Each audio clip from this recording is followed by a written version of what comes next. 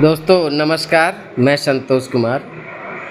मैं इस भारत का संविधान के बारे में थोड़ा सा जानकारी देना चाहता था, जिसको लिखा डॉक्टर B.R. अम्बेडकर जी ने।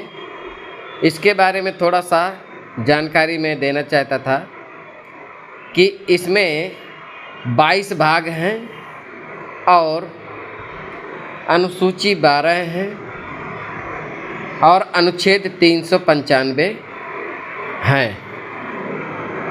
और 22 भाग के बारे में थोड़ा सा मैं जानकारी देना चाहता था।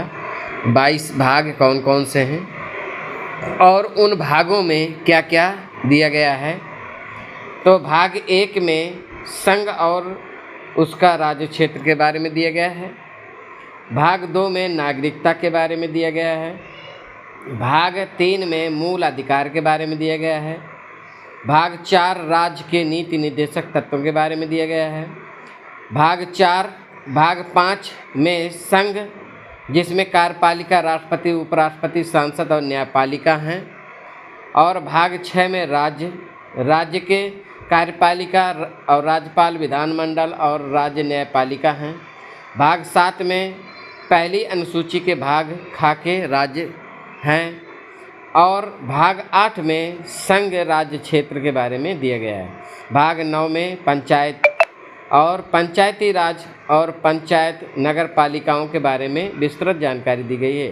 भाग 10 में अनुसूचित और अनुसूचित जनजाति क्षेत्र के बारे में दिया गया है। भाग 11 में संघ और राज्यों के बीच संबंध, किस प्रकार का प्रशासनिक संबंध होना चाहिए, उसके बारे में भाग 11 में दिया गया है। भाग 12 में वित्त, संपत्ति, संविदाएं और वाद के बारे में अच्छे से दिया गया, विस्तृत जानकारी दी गई है।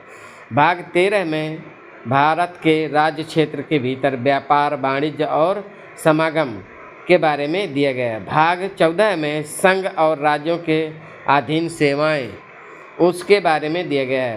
भाग 15 में निर्वाचन के बारे में दिया गया है। भाग 16 में कुछ वर्गों के संबंध में विशेष उपबंध दिए गए हैं। और भाग 17 में राजभाषा कौन कौन सी है हमारी, उसके बारे में दिया गया है। और भाग 18 में आपात उपबंध के बारे में दिया गया है। और भाग 19 में प्रकीर्ण मतलब संरक्षण और सुरक्षा के बारे में विस्तृत जानकारी दी गई है।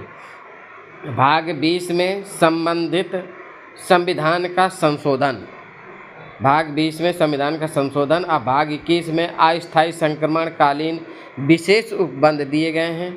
और भाग 22 में संक्षिप्त नाम